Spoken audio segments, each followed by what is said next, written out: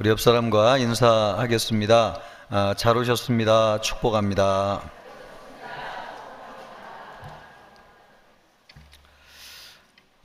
고린도전서 말씀을 계속 나누다가 오늘하고 다음 주에는 사도행전 13장 말씀을 가지고 나누려고 합니다. 이제 해피데이를 준비하면서 전도와 관련된 말씀을 보는 것이 적절하다 싶어가지고요.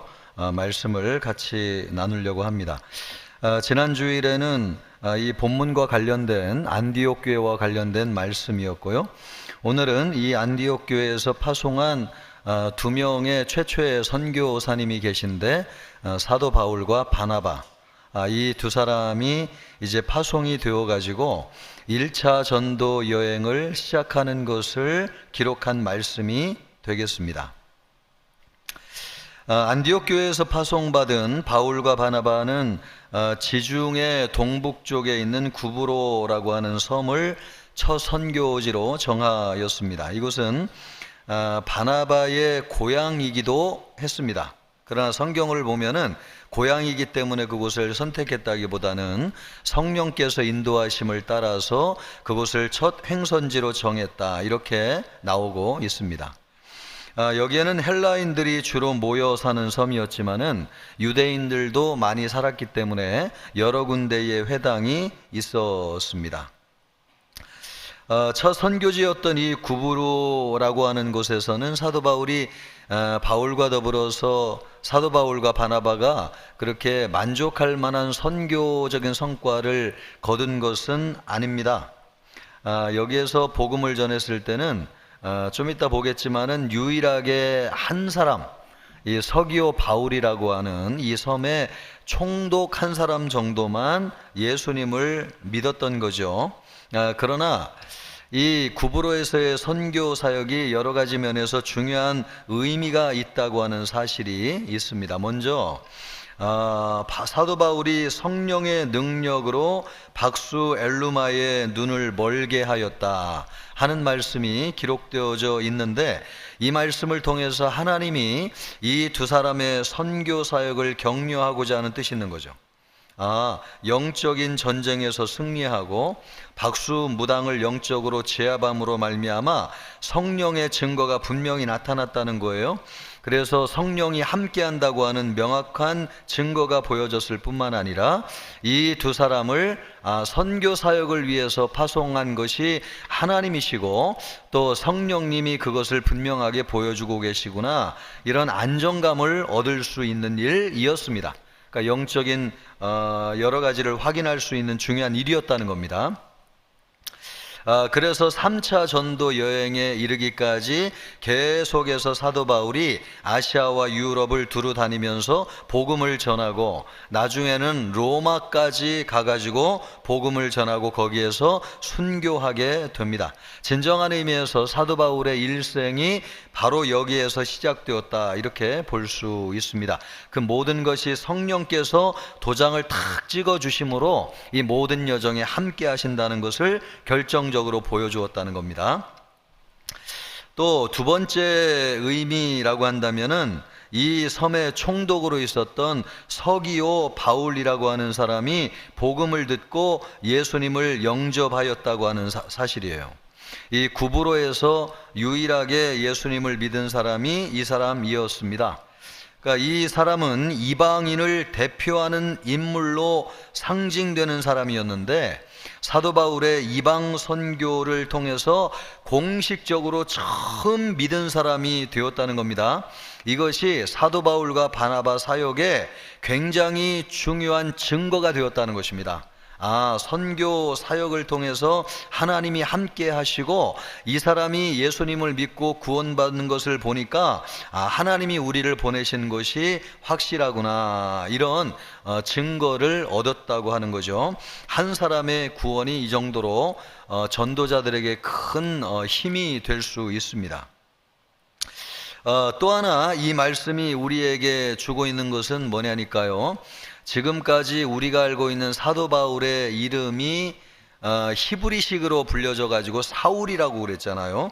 여러분, 성경에 보면 다윗 왕 이전에 사울 왕이 나오죠. 그 사울이라고 하는 이름이나 우리 사도 바울이 알고 있는 사도 바울의 이름이 원래 히브리식으로 사울입니다. 그런데 그 히브리식 이름이 헬라식으로 바뀌면서 바울이라고 하는 명칭을 처음 사용한 본문이 바로 이곳입니다.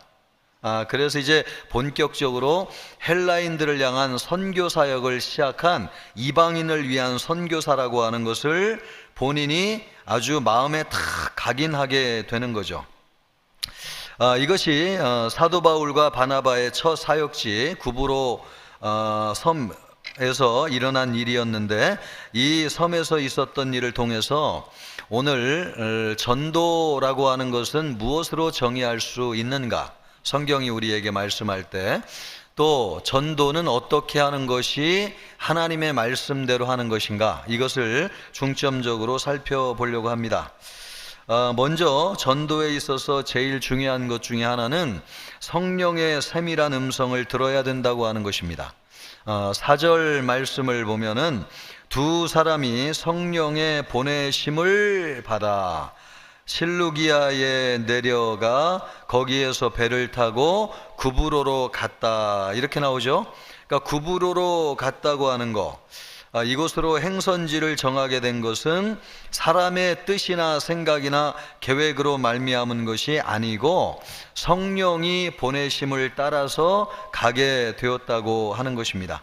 이 전도의 시작도 끝도 성령의 인도하심을 받는 것입니다. 그래서 기도해야 되고요, 우리가 절대적으로 성령님을 의지해야 됩니다. 전도는 하나님의 일이고 성령의 일이고 예수 그리스도의 복음을 전파하는 것이기 때문에 성령님이 도와주시지 아니하시고 함께하지 아니하시면은 어떤 열매도 거둘 수가 없어요. 그래 시작이 참 중요한데, 이 사도 바울과 바나바는 기도를 통해서 안수를 받고 또 성령의 지시하심을 따라 가지고 전도를 시작했다, 이렇게 말씀하고 있습니다. 여러분, 당연히 우리도 전도할 때 어떻게 해야 되느냐, 이렇게 해야 되는 거죠. 전도할 때 이 사람은 꼭 믿을 것 같다라고 해가지고 믿는 것도 아니고, 저 사람은 전혀 안 믿을 것 같은데 라고 했다고 해가지고 안 믿는 것도 아닙니다. 나중에 보면은 믿게 하시는 분은 하나님이시라서 우리의 생각과는 다르게 믿지 않을 것 같은 사람이 믿는 역사가 일어나게 돼요. 이 모든 것이 하나님이 하시는 것이고 성령을 통해서 하시는 것입니다. 그러므로 우리가 전도할 때에 하나님께 쓰임받기 위해서는 아주 성령을 절대적으로 의지하는 것입니다. 성령님의 도우심을 구하는 거죠.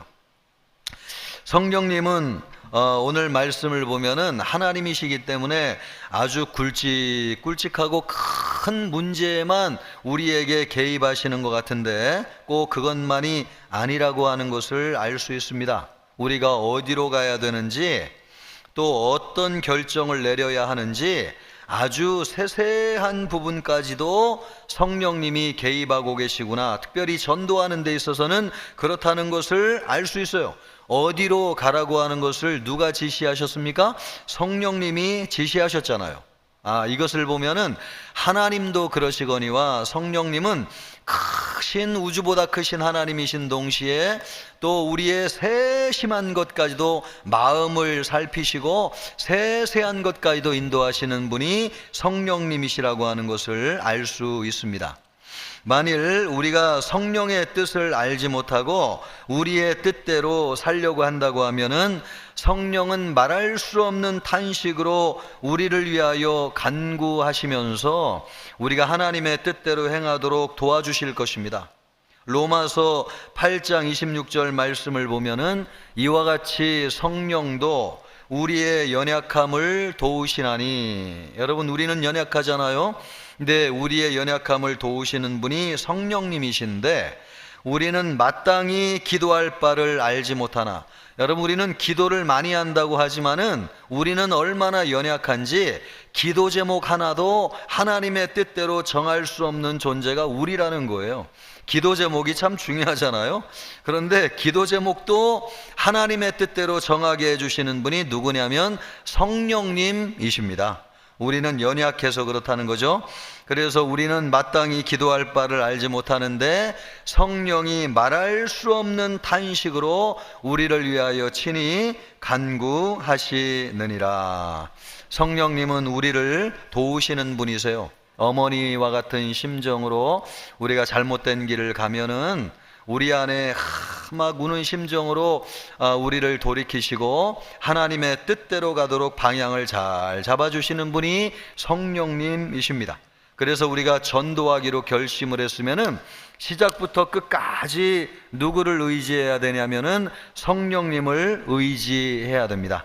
내 생각대로 결정하고 싶고 또 내 마음대로 하고 싶은 부분이 있고 이렇게 하면 더 효율적이고 잘 될 것 같은데 그런 생각할 수 있지만 전도는 하나님의 일이라고 하는 것을 기억하세요. 그래서 오직 성령님의 인도하심을 받아야 되겠다, 그렇게 생각하시기를 바랍니다. 그런데 여러분, 사실 우리는 어때요? 우리는 얼마나 여러분 예민하게 성령님에게 반응하고 있고 또 성령님의 도움을 요청하고 있습니까? 성령님의 인도하심을 혹시 외면하고 있지는 않은지 모르겠습니다. 크고 작은 우리의 실수와 실패를 하는 것을 보면은 우리가 성령의 세세한 인도하심에 순종하지 않았구나라고 하는 것을 알게 돼요. 잘 될 것 같은데 안 되는 것을 보면은 그때 내가 성령님을 의지해야 되는데 그러지 못했구나, 그런 순간이 있는 거죠. 내 생각대로 하면은 뭐든 다 될 것 같지만은 사실은 그것 때문에 실패하는 겁니다. 그러므로 성령님에게 여러분의 귀를 기울이시기를 바라요. 또 성령님이 주시는 세미한 음성을 듣기를 힘쓰시기를 바랍니다. 감정에 동요되지 마시고 여러분의 의지를 따라가지 마시고 성령의 인도하심을 따라가는 거예요. 그것이 전도하는 것입니다. 성령님의 도우심을 구하세요. 그리고 성령님의 지속적인 대화를 통하여 성령님의 인도하심을 따라가세요. 그러면 성령님이 세심하게 우리를 인도하셔가지고 우리의 영혼을 구원하는 전도 발걸음을 복되게 하실 것입니다. 그러기를 주님의 이름으로 축복합니다. 전도는 누구부터 해야 될 것인가? 오늘 말씀을 보니까 전도는 가까운 고륙 친척부터 하는 것이 지혜롭겠다. 오늘 말씀을 통해서 그렇게 배울 수 있겠습니다. 5절 말씀을 보면요, 살라미에 이르러 하나님의 말씀을 유대인의 여러 회당에서 전할세 요한을 수행원으로 두었더라. 그러니까 사도 바울과 바나바가 살라미에서 복음을 전할 때 어디에서 전했다고 말씀하고 있냐면은 유대인의 회당에서 말씀을 전했다, 이렇게 말씀하고 있어요. 우리 예수님도 갈릴리 지역을 돌아다니실 때에 말씀을 안식일에는 어디에서 주로 전하셨습니까? 회당에서 전하셨죠. 예수님의 제자들도 똑같이 그렇게 했는데 사도 바울과 바나바도 그렇게 하였다는 것입니다. 유대인의 회당에서. 이 두 선교사가 유대인의 회당에서 복음을 전한 것은 아마도 말이 통하고 언어가 통하고 또 하나님을 알고 있는 사람들에게 하나님의 말씀을 전하는 것이 더 쉽지 않겠어요?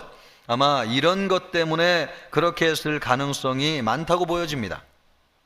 그러니까 하나님을 모르는 이방인보다는 그래도 구약 성경을 알고 하나님에 대해서 알고 있는 유대인들을 상대로 복음을 전하는 것이 수월했죠. 그러나 두 사람이 유대인을 중심으로 복음을 전한 것을 단지 전도의 편의로만 생각해서는 안 되겠습니다. 사도 바울과 바나바는 자기 민족에 대한 강한 애정을 가지고 있었어요. 사도 바울도 바나바도 민족적으로는 유대인이었지 않습니까? 그래서 먼저 자기와 같은 민족인 유대인들이 예수님을 믿고 돌아와야 된다는 강한 생각, 사랑을 가지고 있었던 거죠. 그들은 이방인의 사도와 선교사로 구별되어 부름을 받았습니다. 이들이 자기 사명에 충실하고자 했다면은 당연히 유대인은 놔두고 이방인을 향해 가지고만 복음을 전했어야 될 거예요. 그러나 이방 지역에 가가지고 복음을 전하면서도 언제든지 유대인들에게 복음을 전하는 것을 열어놓았다는 거예요. 예, 당연하죠. 유대인이나 이방인이나 다 구원을 받아야 되는 것은 매 한 가지 마찬가지 아닙니까? 그래서 자기 민족에 대한 애정을 갖고 유대인들에게도 복음을 전했다는 것을 볼 수 있습니다. 그들이 듣고 아니 듣고는 별개의 문제입니다. 그들에게는 전하지 않으면 안 되는 뜨거운 마음의 애정과 사랑이 있었습니다. 자기 민족이 하나님의 구원에서 제외되는 안타까운 현실을 그대로 두고 볼 수는 없었던 거죠. 그런 절박한 심정이 먼저 이들로 하여금 유대인의 회당으로 향하게 하였습니다. 그런데 이거는 예수님이 말씀하시고 가르친 것과도 동일합니다. 예수님도 그러셨는데요. 마태복음 15장 24절 말씀을 보면은 나는 이스라엘 집에 잃어버린 양 외에는 다른 데로 보내심을 받지 아니하였노라, 이렇게 말씀하셨습니다. 또 예수님은 친히 제자들을 파송하시면서도 마태복음 10장 5절로부터 6절에서 말씀하시기를 이방인의 길로도 가지 말고 사마리아인의 고을에도 들어가지 말고 차라리 이스라엘 집에 잃어버린 양에게로 가라. 예수님이 제자들에게 이렇게 말씀하셨습니다. 이것은 자기 민족에 대한 예수님의 애정이 있었다고 하는 것을 우리에게 보여주는 말씀이라고 할 수 있습니다. 자기 민족에 대한 예수님의 사랑은 우리가 생각하는 것 이상이었습니다. 가장 가까운 형제와 고륙을 외면한 채 복음을 전한다고 하는 것이 때로는 얼마나 허망한 일이겠습니까?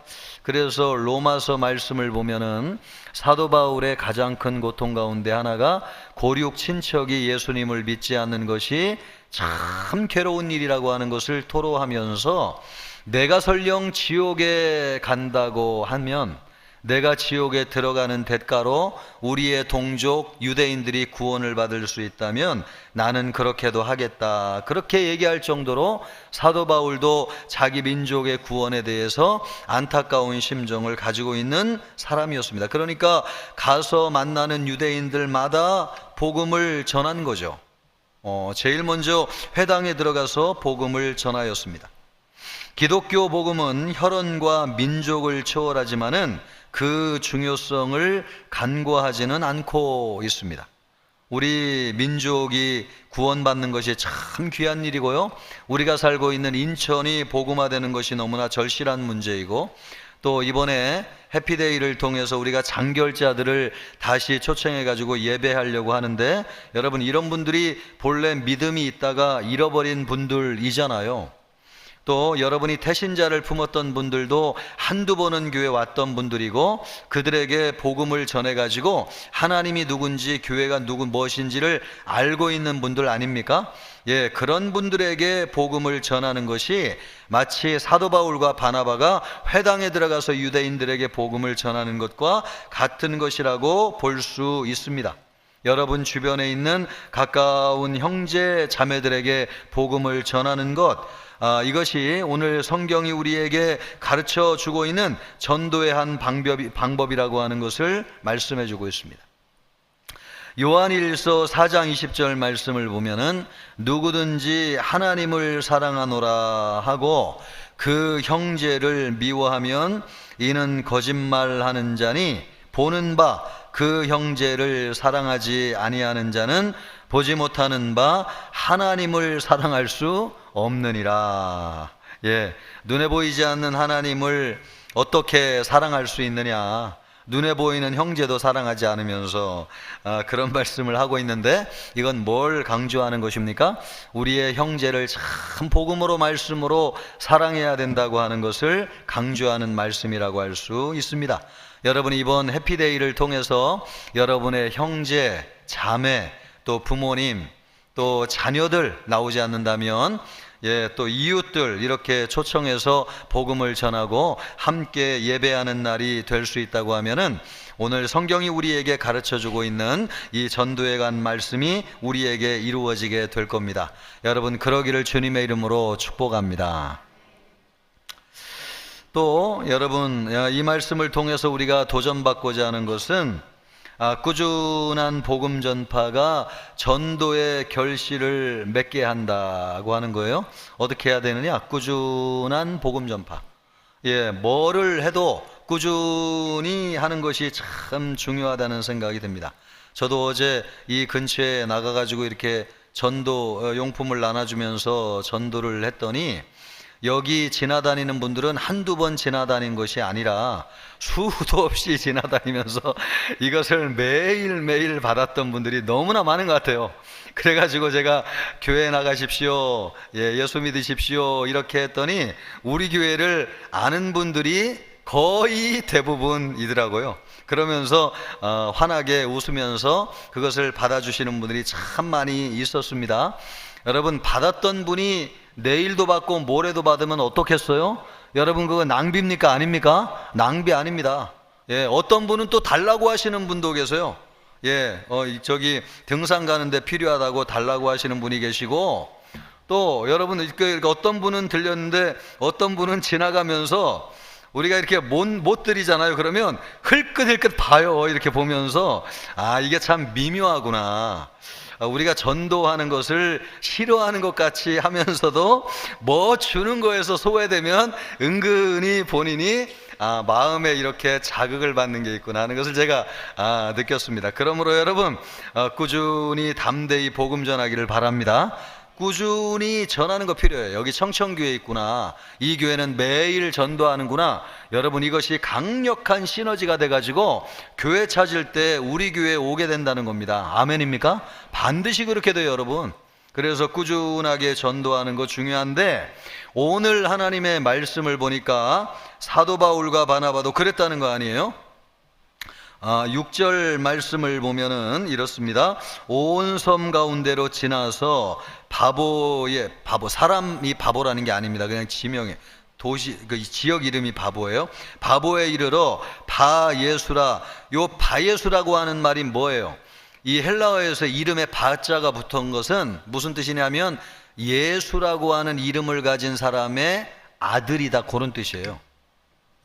바디메오는 누구의 아들이라는 거예요? 디메오의 아들이 바디메오라는 겁니다. 그러니까 그 바디메오가 원래 이름이 아니고 이름은 몰라요. 근데 아버지의 이름은 알아요. 아버지의 이름이 디메오. 그래서 바디메오다 이렇게 얘기하는 겁니다. 요 사람도 지금 아버지 이름이 예수라는 거는 알 수 있죠, 그죠? 그래서 요 사람을 이름은 몰라요. 그러니까 바예수라 이렇게 얘기하고 있는 겁니다.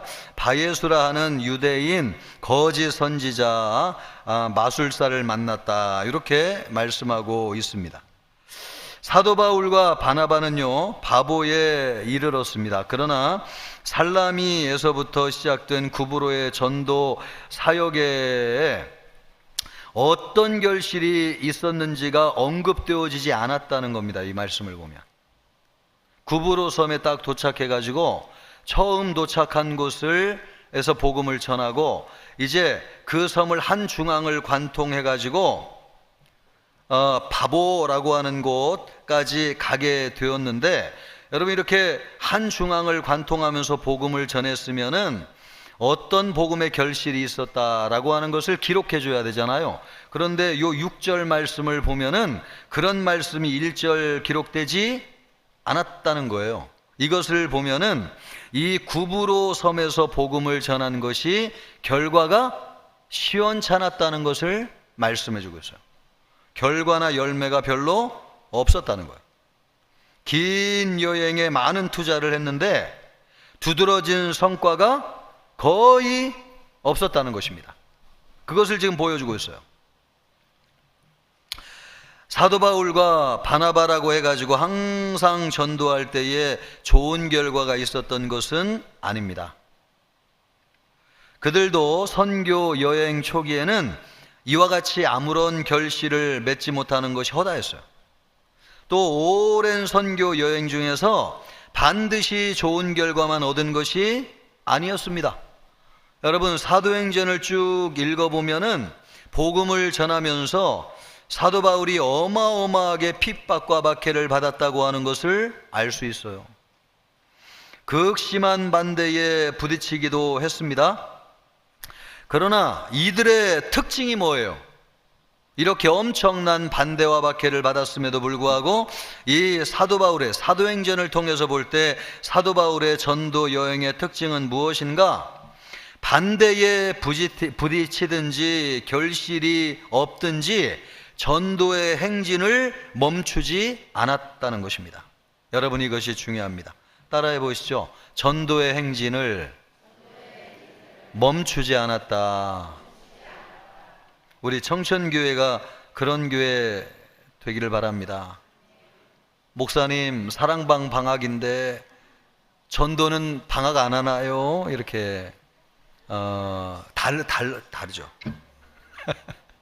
전도는 방학 안 했으면 좋겠어요. 그래도 그 추운 겨울하고 더운 여름에 이렇게 2주씩 쉬고 있는데 전에는 제가 알기로 이것도 없는 걸로 알고 있었어요. 1년 내내, 우리 송 목사님 계실 때는 1년 내내 했어요, 사실. 그리고 토요일도 굉장히 전도 열심히 하고 주일도 주변에 이렇게 쓸면서 전도 열심히 했는데 우리 집사님들, 권사님들이 잘 아시겠지만은 느끼시죠? 점점 전도의 지경이 축소되고 있다 하는 것을 우리가 느끼고 있는데, 여러분, 전도는 쉬지 않았으면 좋겠다. 이게 전도의 행진은 멈추지 않아야 된다고 하는 성경적 가르침을 우리가 여러분 적용하는 거 아니겠습니까? 사도 바울과 바나바는 이것이 하나의 선교와 전도의 전략이기도 했어요. 어떤 방해와 장애가 있어도 우리는 전도의 행진을 멈추지 않는다. 이것이 전략이어서 전략. 무식한 것 같죠? 그러나 여러분, 이 속에 하나님의 역사가 있습니다. 본문에서도 그들은 구브로 섬의 동쪽 끝 살라미에서 서쪽 끝 바보에게까지 이르기까지 뚜렷한 결실은 없었지만은 마음이 낙심하거나 실망했다고 하는 기록은 없어요. 그냥 하나님이 안수하시고 선교사로 세워가지고 보냈으니까 있든 없든지 꾸준히 전도한 거예요. 그들은 다만 끊임없이 길을 갔을 뿐이에요. 새로운 선교지를 찾아 나갔어요. 가는 곳마다 결과가 신통치 않았지만은 계속해서 선교의 발걸음을 멈추지 않았습니다. 여러분, 성경을 보면은 전도해 가지고 열매를 거두는 사람의 발걸음이 아름답다 이렇게 얘기하지 않고 좋은 소식을 전하는 자의 발이 아름답다고 말씀하고 있습니다. 그러니까 듣든지 아니 듣든지 받든지 안 받든지 하나님이 보실 때에 복음을 전하는 발걸음이 아름답다. 하나님이 참 기뻐하신다. 이 아름답다는 게 토부 아닙니까? 하나님이 좋다. 하나님이 좋은 게 선이거든요. 여러분, 우리 하나님은 뭘 기뻐하신다는 것입니까? 복음을 전하는 발걸음 자체를 귀하게 여기신다는 겁니다. 그러므로 우리가 하나님이 기뻐하시는 일을 해야 되는 거죠. 좋은 소식, 영생에 관하여, 천국에 관하여, 구원에 관하여 복음을 전하는 전도자의 발걸음을 하나님이 귀하게 여기세요. 그에게 반드시 좋은 결실이 있어서 여러분, 하나님이 좋아하시고 그런 발걸음이 아름다운 것이 아닙니다. 비록 결실이 없을지라도 순종으로 그 행진을 멈추지 않을 때에 그 발걸음이 참 귀하고 아름다운 것입니다. 만시간의 법칙이라고 하는 게 있잖아요. 성공하는데 만시간 투자하면 성공하는데 어떤 일도. 전도도 그렇지 않습니까? 우리 몇 번 전도하다가 안 되면 아유 아닌가 보다 이러는데, 여러분, 만시간의 법칙. 그 발이 아름답기에 우리 하나님도 그에 상응하는 결실을 주시는 겁니다. 여러분, 오늘 말씀을 보세요. 많은 사람을 구원하지는 못했지만은 오늘 이 전도의 발걸음에도 열매가 있었는데, 그 열매가 뭐냐면은 이 구브로 섬의 총독으로 있는 서기오 바울이라고 하는 사람이 예수님을 믿었다고 하는 것입니다. 이 한 사람이 구원받은 것이 이 섬에 얼마나 큰 영향을 미쳤느냐, 그거는 뭐 말할 수 없을 정도로 엄청나게 큰 영향을 미쳤다고 보아야 되겠죠. 이렇게 눈에 보이는 결실은 없어 보여도 믿는 사람이 있다는 거예요. 우리 예수님을 보십시오. 예수님은 가는 곳마다 예수님도 그렇게 환영을 받지를 못했어요. 예수님을 보시면은 고향에서도, 고향이 나사렛인데 그 나사렛에 갔을 때에도 고향 사람들에게 배척을 받으셨어요. 또 가다라 지방이라고 하는 곳에 가셔가지고 군대 귀신을 쫓아내 주셨는데, 그러면 여러분 이 예수님을 서로 환영하면서 맞아들여야 되는 거 아닙니까? 그런데 이 마을 사람들이 어떻게 했습니까? 아우, 예수님 부담스럽다고, 우리 마을을 좀 떠나가 주시면 좋겠다고. 그래서 예수님이 군대 귀신 들린 사람 한 사람 고치고 나서는 바로 배를 타시고 돌아오셨어요. 예수님이 환영받았을 것 같은데 배척받은 것도 참 많이 있었습니다. 심지어 예수님이 기적을 제일 많이 행하셨던 곳이 고라신, 벳세다, 가버나움인데 예수님이 이 세계 동네를 책망하시잖아요. 너희에게 이런 기적과 은혜를 많이 베풀었는데도 불구하고 어찌하여 너희가 회개하지 않느냐? 이것을 보면은 이 마을 사람들이 기적과 은혜를 많이 받은 건 사실이지만은 진심으로 예수님을 마음을 확 열고 구주로 영접하고 예수님을 진심으로 기뻐하지는 않았구나라고 하는 것을 볼 수 있어요. 이런 예수님을 일컬어 가지고요, 요한복음 1장 11절 말씀을 보면은 예수님이 자기 백성에게 오셨지만 자기 백성이 영접하지 아니하였다, 이렇게 말씀하고 있어요. 우리 예수님은 우리의 구주시고 하나님의 아들이신 분이시고 인류를 구원하기 위해서 오신 분임에도 불구하고 자기 백성을 구원하기 왔는데도 불구하고 자기 백성이 영접하지도 아니하고 환영하지도 않았습니다. 그럼에도 불구하고 우리 예수님은 전도의 발걸음을 멈추신 적이 없으세요. 예루살렘에 올라가셔가지고 십자가를 지시고 죽기 전까지는 온 팔레스타인 전 지역을 발로 밟고 돌아다니면서 여기저기 다니면서 복음을 전하시고, 본인이 직접 못 가시면은 제자들에게 권능을 주셔가지고 곳곳에 복음을 전하게 하시고, 회개하라 천국이 가까이 왔느니라 복음을 전하는 데 힘을 쓰셨어요. 구석구석 다니면서 전도를 하셨습니다. 예수님의 중단 없는 복음의 전진이 그 척박한 땅에 복음이 뿌리를 내리는 계기가 되었습니다. 이것이 기독교의 시작이 되어가지고 지금 대한민국에 살고 있는 우리에게도 교회가 세워지고 복음이 전해져가지고 우리가 예수님을 믿고 구원을 얻게 되었습니다. 이 모든 출발이 어디에서 이루어진 것입니까? 예수님의 전도 행진의 발걸음으로부터 시작되었다는 것입니다.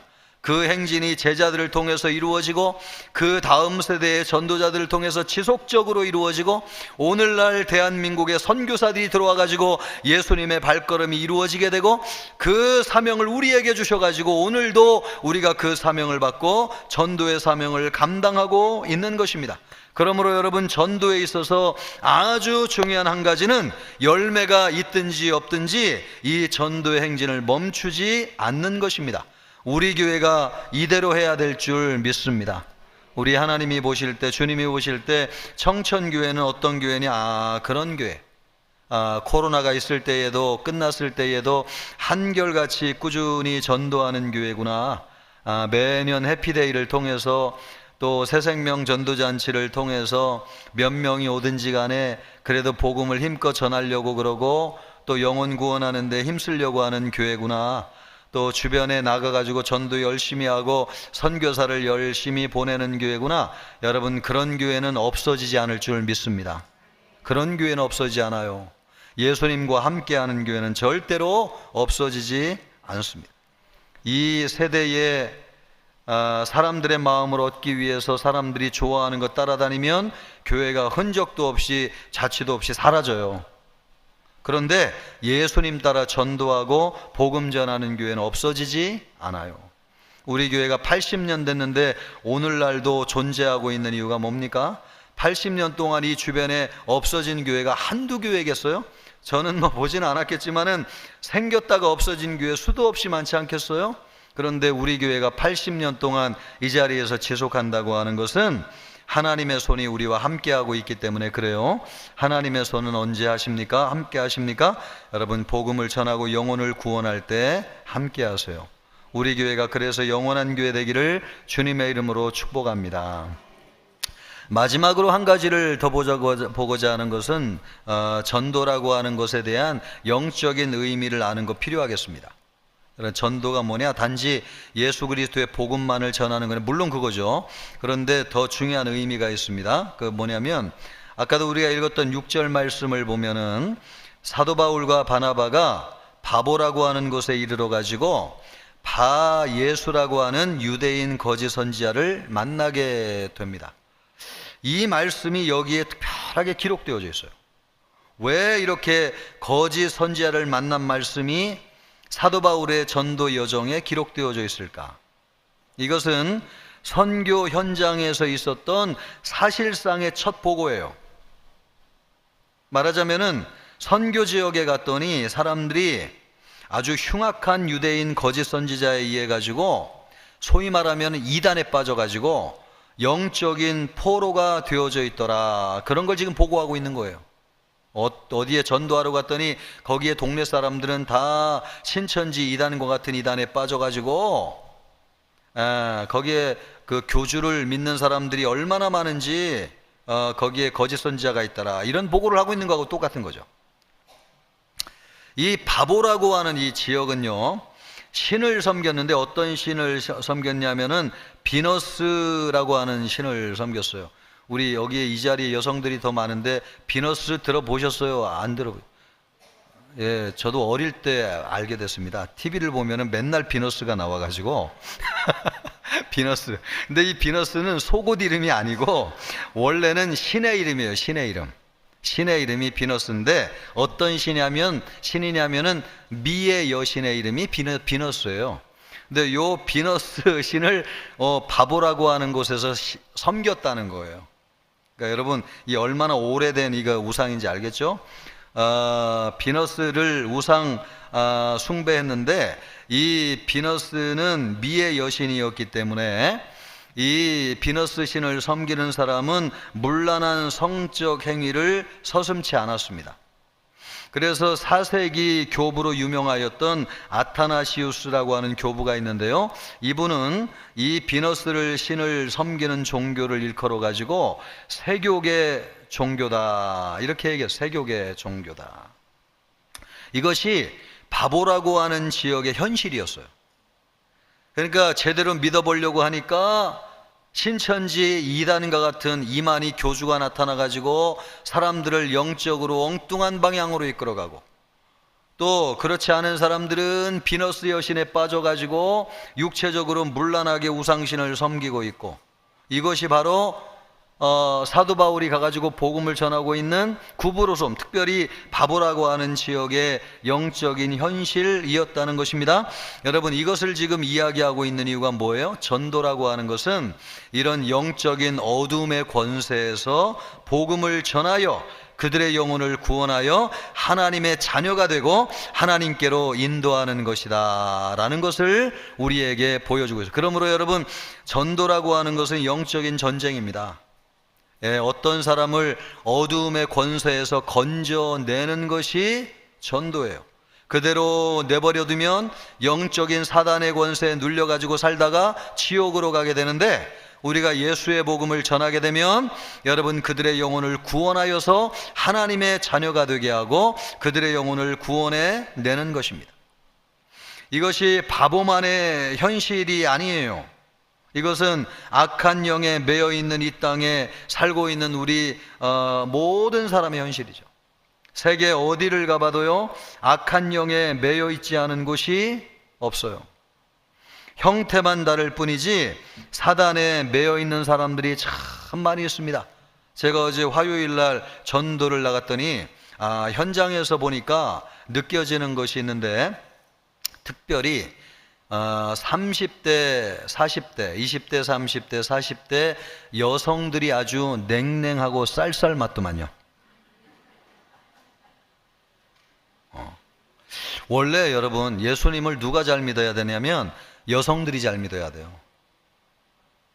예, 이게 참 우리가 살고 있는 시대의 영적인 심각한 문제구나 하는 생각을 오히려 남자들은 말입니다. 얼마나 고분고분 우리 어머니들이 교육을 잘 시켜놨지 모르겠는데 근데 얼마나 전도지도 잘 받고 교회 나오세요 그러면 남자들은 굉장히 싹싹해요.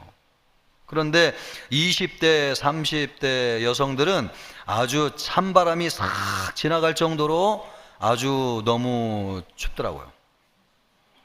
이게 어떤 면에서는 세계적인 현상 가운데 하나인데 제가 주일날도 여러분 영국의 상황에 대해서 얘기하면서 젊은이들이 많이 예수 믿고 돌아온다고 그랬잖아요. 2018년 이후에 영국 교회가 200만 명이 교회로 돌아왔다고 제가 말씀드렸죠. 그런데 그 중심에 젊은이들이 있다고 그랬는데 특별히 젊은이들 가운데 누가 돌아오냐면 남자 청년들이 돌아오는 것이 60% 이상이랍니다. 이것을 보면 저 이런 얘기하면 또 혼날 것 같은데 우리 여성들이 좀 더 마음을 부드럽게 하고 영적인 각성이 일어나야 될 줄로 믿습니다. 아멘 안 하십니까? 네. 이게 왜냐하면 여러분 옛날에도 우리 어머니들이 믿으면 자식들도 믿고 남편도 믿고 다 믿게 되잖아요. 집안도. 그런데 남자가 믿어도 아내가 안 믿으면은 그 집이 잘 안 믿게 되더라고요. 이 시대도 마찬가지가 아닌가 싶어요. 여성들이 하나님을 막 절실하게 찾고 주님 의지하고 막 여성들이 이렇게 하나님께로 돌아와야지 남자들도 딸려 돌아오게 되는데 이게 여성들의 심성이 너무 냉랭하구나 하는 생각이 들어요. 요즘 그 여성주의 운동을 뭐라고 그러죠? 그 여성 페미니즘 운동 이런 것들이 사회 전반에 많이 확산돼 가지고 여성들의 인권이 나름대로 신장되었다고 하면서 여성들이 좀 더 복음에 대해서 기독교에 대해서 더 완강하고 마음이 좀 닫혀 있는 게 아닌가 이런 생각을 하게 됩니다. 이런 것도 다 무엇입니까 여러분? 영적으로 보면 사단에게 매여 가지고 그 마음이 열려지지 않는 것이죠. 우리가 살고 있는 시대에도 이런 영적인 사단의 역사가 어두움의 권세가 장악하고 있는 것을 우리가 많이 보게 되는 겁니다. 여러분 전도라고 하는 것은 무엇입니까? 거기에 사로잡혀 있는 사람들을 건져내어 가지고 빛 가운데로 생명 가운데로 불러내고 인도하는 것이야말로 전도인 줄 믿습니다. 우리 모두 이렇게 전도하여서 영혼 구원하는 우리 모든 청천교회 되기를 주님의 이름으로 축복합니다.